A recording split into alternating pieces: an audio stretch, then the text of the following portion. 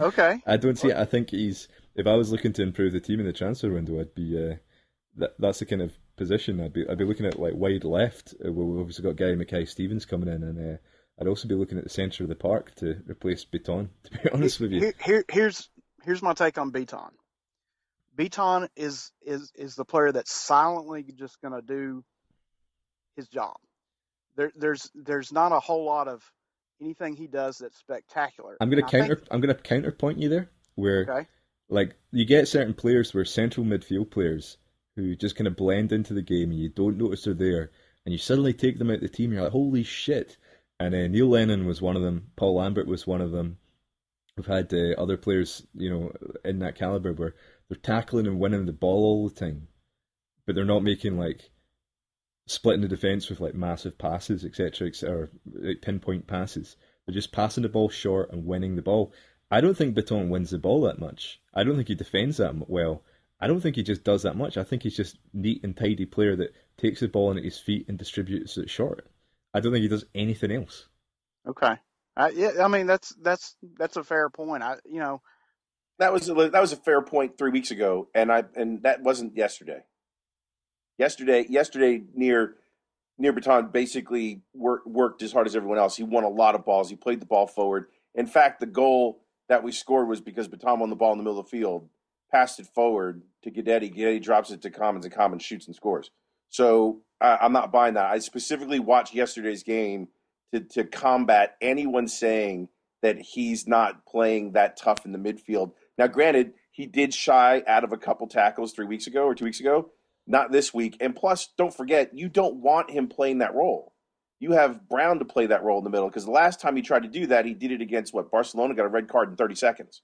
One thing I'll kind of back you up on there is I think we flagged it up at the time where Beaton and his tackles he's a lot more patient. Where if a player busts past him and runs 20 yards, he won't run behind him and clip his heels and bring him down. He'll run beside him for another extra 5-10 yards and then try and tackle him legit. Your Roy Keane would just have broke him. You know what I mean? So he's maybe a bit more cultured than we're used to, but I just don't think he offers enough tackling. But I'll open up to you guys. Jog on your yap. My statement was Beaton not as good as people make out. Jog on your yaldi, Chris. Jog on. Jog on. Jog on. Fair enough. Yeah. I like the kid. I'll tell you what, I like him better than Mulgrew. I think I do as well. Yeah, I think I do. Hands down. And by the way, that the only thing positive about coming up about next week or this weekend is Mulgrew out for 6 more weeks after he injured himself. That I read that on Twitter because an injury during training. I was deathly afraid he'd get back into the team straight away. So, hey, by the way, guess who is ready to join? We got Seamus in the line. We got Seamus.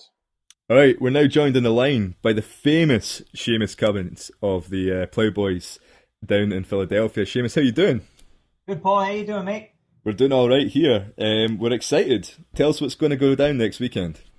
The excitement level, after yesterday's match, after the win against Ross County, everyone's really getting excited, knowing that all you boys are going to be coming in at the end of the week. So Thursday night, I know that Paul Larkin's getting in. He's going to be staying with Yampi Thursday and Friday.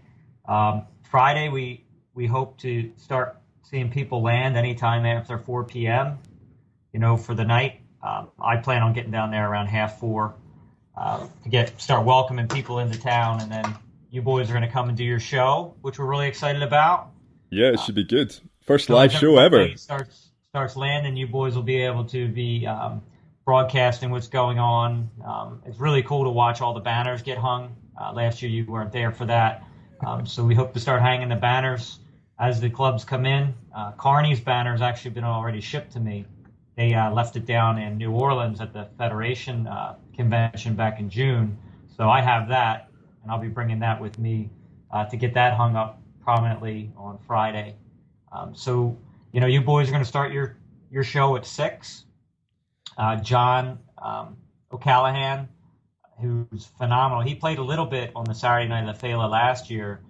He's going to play from 7 to 10. He'll probably play a little bit longer than that, but he's absolutely phenomenal.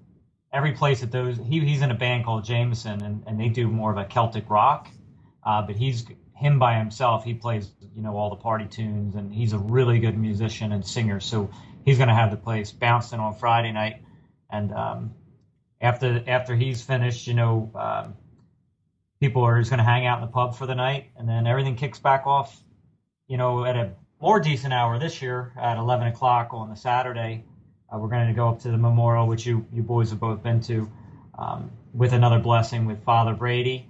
And then after that, we're just going to head back to the Plow. People can get a late breakfast, and then we're going to start. We're going to have a sponsor wall where people can get their pictures taken prior to Paul Larkin's premiere of the Asterisk Years, and then 1 o'clock we're gonna kick off the premiere. So after that, we're gonna have a Q&A with Graham of Beyond the Waves show. He and Paul are gonna do a Q&A, and then the music kicks right off at 4 and goes all night. We have Raymond Coleman, who played last year on the Saturday. He's gonna play from 4 to 7, and then we have a real treat with the Bogside Rogues, which is a band from Philadelphia, but their members, a lot of them families hail from Mayo. So they play in Philadelphia at huge venues and sell out. So Saturday night, the place is going to be bursting to the rafters, with local, not to mention the couple hundred people who are coming into town for the Feile. Hell yeah. That's great, Seamus, because I know from last year that one of the best things about being there is not just the fact that it's the sun goes down and it's packed with just us. It ends up as, of all things, from this Irish pub into literally a bouncing nightclub after 10 o'clock. Yeah. And the best part is, you know, the Celtic shirt on, you walk in and people will be waiting outside, and the bouncer's like, no, you can come in. and that was like the best part. Oh, you're here with them? No problem at all. You walk past like 30 people waiting to get in. It's 8 degrees outside. And you're like, oh no, you can come in. The people are like, what's going on? No, here we're with the private group. And that was the best thing about the Plow. I know John Joe is phenomenal and the pints are ridiculous, but hanging out with them, it's almost like that was your home away from home over the course of the weekend. Here. Definitely. I mean, like, I'll vouch. This, obviously, Seamus is going to be slightly biased because it's his stomping ground, but not a lot of people know that I used to live in Philadelphia. I'm currently sitting here in a Philly Eagles shirt. Before I knew Seamus, before I knew any of the Playboys guys, I used to hang out down at the Plow. I used to go on like Saturday nights. It's a legit joint. It's a really cool area. It's in an area called Old City. It's just bar after bar, really good bars. It's a great spot, an absolutely great spot.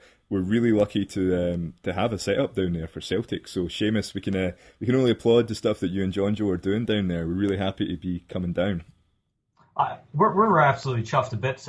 Last year we did it, sort of as, it was going to be a piss up, and it turned into something that was really special. And this year we announced the dates back in the summer. So all sorts of people have gotten in touch. We have people from Canada, Northern New York, Boston, Chicago. People are coming from everywhere.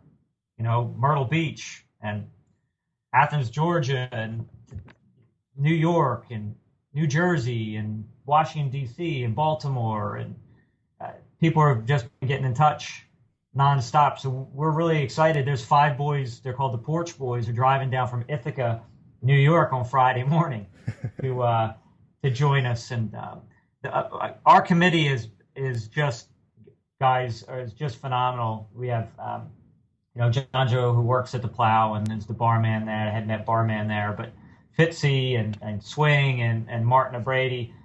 We couldn't have asked for a better group of guys, and the amount of time and effort that's been put into this coming weekend, guys, I can't stress enough how much time was put into this and effort, and to get everything coming into place the way it has, we are super excited, and the Plow couldn't be a better venue. Absolutely. The 2 floors and the 2 big screens and the way that they treat us, and they're the husband and wife who own the Plow are from Dublin, and just they're super excited to have everybody back in town, and to get the crack going on Friday is going to be really exciting.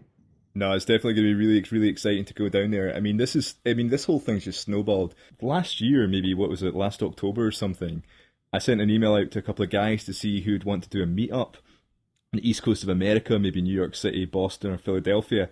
and you guys stepped up to the plate, you made it happen, and you just took the ball and ran with it. And to the extent of like the anticipation of what I expected last year was like a couple of guys just sitting about the fireplace drinking a beer, having a bit of a crack and telling stories about Celtic. And when me and Deco burst through that door, and about 200 people there, there's people spilling out onto the street. It was amazing. So just absolute props to the guys that are down there. And like, just again, if anyone's listened to this before, or you're thinking of coming down, you're in the New York area, you're in the Philadelphia area, and you haven't made plans to get down, get yourself down. You'll not be disappointed. It is an absolutely amazing weekend. And we're not just saying that, we're more than happy to have you there as well. Can I ask one thing, Seamus? Obviously, we're having the blessing on Saturday morning, right? Right. Can we have a wee prayer beforehand for my car to get me down in time this time? We can. In I'll go up the road here to Immaculate Conception and light a candle for you. Thanks, Make sure you get down. We just want everyone to get down here safely. It's a good thing that, we're expecting some serious snow here starting tonight through pretty much Tuesday morning. So all that'll get out of the way and make for a safe journey for all you boys to get here safely and really to kick off the crack on Friday. I can't wait. I woke up this morning. Chris and I have a question for you. Go ahead. What's snow? No, you don't get to see much of that down there. And if it snows where we live, the apocalypse has happened. Oh yeah, I'm just dying because my wife's like, how many clothes do I need to bring? And I'm like, you're gonna have to bring a lot because I saw the low temperature and we're just not used to it at all.